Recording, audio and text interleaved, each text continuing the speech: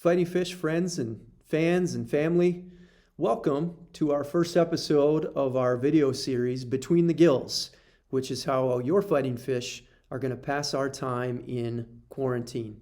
Today's interview is going to be with Luedtke and Trey Larson. I was lucky to sit down with those guys and talk baseball this weekend. We'd also, in the future, like to add an Ask a Fish segment. So if you have questions that you or your kids would like to ask the Fighting Fish, have the guys respond to, go ahead and email those to contactus@fishbaseball.org. Again, that's contactus@fishbaseball.org. We'll take those videos if you've got a video question, or we'll just read them off and ask the guys. So without any further ado, here's our first episode of our low budget, probably low quality video series, Between the Gills. This week, Lucas and Trey. Lucas Luedtke graduated from River Falls High School in 2016 and has been a fighting fish ever since. He's a versatile player who pitches and plays multiple positions in the infield, while also being a feared hitter at the plate who has hit cleanup for the Fish for the past few seasons. Trey Larson also graduated from River Falls High School in 2016 and is now the slick fielding shortstop for the Fish. Trey is known across the league for his fiery demeanor and serves as the competitive spark plug for the team at the top of the lineup. The two players have been longtime great friends, and they joined us together on this episode of Between the Gills. I'm here with Lucas and Trey from the Fighting Fish.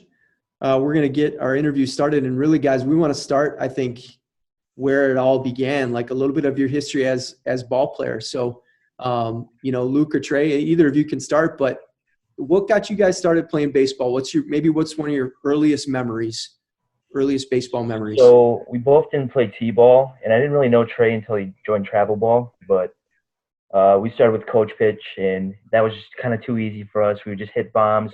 All you had to do was hit it over the outfielders' heads, and then you just jog around. But, I don't know. I just kind of got into it. My parents never really forced, sports on me. They would just watch it and I'd get into it. So that's kind of how I got into baseball. But yeah, go ahead, Trey, whatever you want to say. Yeah, I mean, I met this guy when I tried out for the traveling team. The first year I did that when I moved from coach pitch. And it was too easy, right? Coach pitch? Yeah. Right. I mean, you hit it over their heads and you're better than everybody, And then saying you got to move up, you got to go play with the other kids, the talented kids or whatever.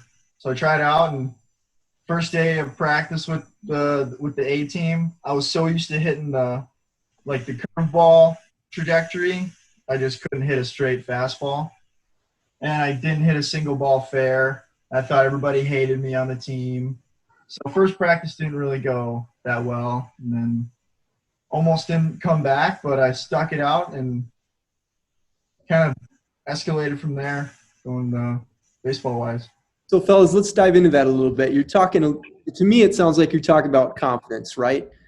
When we're talking about coach pitch being too easy, from a very early age, it seems like you guys identified confidence as a big part of the game, whether you realized it or not, right? And as that story, Trey, you told is something that baseball likes to eat away at your confidence. So what kind of tips do you have for young ball players about just keeping their confidence up when it comes to being baseball players? I'd say it's a mindset thing. You got to understand that you're going to fail 7 times out of 10, and that's totally fine. So if you have that mindset, I'm just going to do me, whatever happens, happens. I'm going to put my best swing on the ball. Then, if you get out, you get out. It's just baseball. You just got to understand that you're going to fail a lot. But it doesn't mean you're a bad ball player. Yeah, you can translate that mindset into actual at-bats. Confidence is basically knowing what you're doing. Have an approach, have a plan when you go to the plate. In the field, think about situations that can happen. And if you do those things and you prepare, you're going to be more confident, and that just translates into every aspect of the game. Yeah, it's that pre-pitch homework that you do, seeing where the runners are, how fast they are, their lands here, where the outfielders are, their arms, just, the little things like that. That'll boost your confidence if you understand, I got to play in here to hit hard at me. I'm going this way. I'm going that way. And then you just kind of let your body react to it. It's preparation you're talking about, right? Yeah. Mm-hmm. Yep. Confidence from being prepared. Do you guys have examples? We talk a lot about in sports about how things translate outside the field. Do you have any examples of that confidence translating off the field into? Yeah. So not to get too personal, fellas, but into your personal life. Oh, yeah, no, we don't need you to get history right here. But go ahead. First thing that comes to mind when you say that, just like from practicing as an athlete, it's translated to my schoolwork. So I get pretty nervous when I speak in front of a whole class. I had a speech class my sophomore year, but I kind of just took my hard work ethic and my ability to practice for that class, for my speech class. So I would practice my speech, and then it would translate to me be more confident to speak.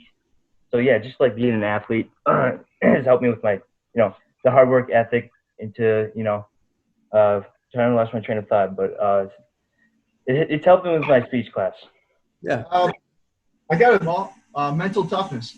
To play baseball, you got to be mentally tough. And when you get to the higher levels of baseball and you start getting coached by people who this is their job, this is like what they get paid to do, you're being paid to be there.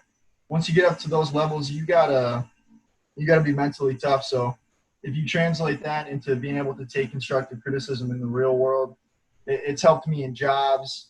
It's helped me just be able to self-reflect and I don't know, mental toughness is a huge thing you can use in any aspect of your life. So I've definitely learned a lot about that from baseball. So. All right. So I think fellas, before they start playing the soundtrack, I've got Grant's in the production truck before he starts up playing Glory Days. Tell me, so what are some embarrassing baseball memories that you have? We were just talking about this, Trey. I hope he doesn't ask me that. Just tell me what it is.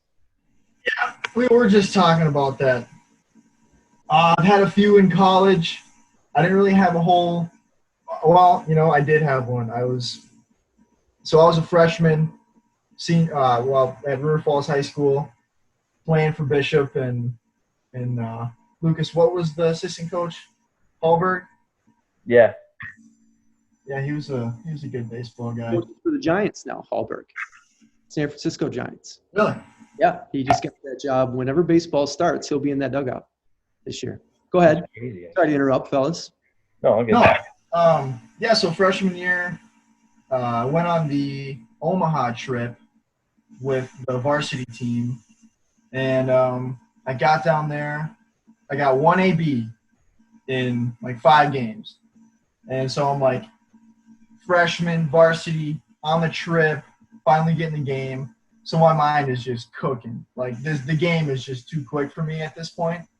And this pitcher, he dotted like 3 straight fastballs right down the middle, and I didn't do anything about it. And on 0-1, I thought it was 0-1, and when he threw that like second fastball, the ump rung me up. I'm like, wasn't it just 0-2? And nobody said nothing. It was 3 straight. I lost track of the count. The game was too quick.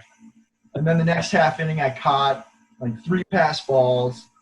It was just a rough time for me as a freshman. But I didn't let it stop me. They still let you try out for the team the next year, which was a good situation. That's good. Yeah. I would say for me, my junior year, first year on varsity, and I was like very nervous to start.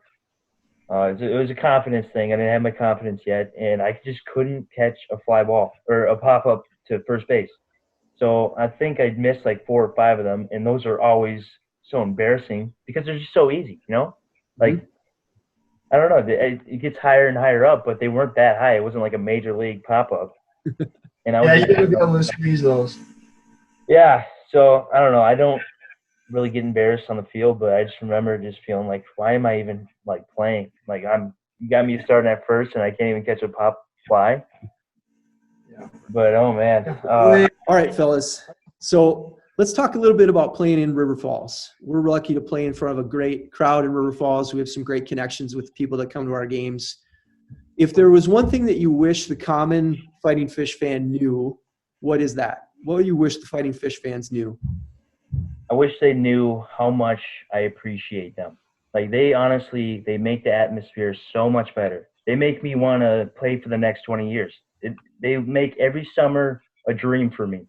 I want them to understand how much they mean to me.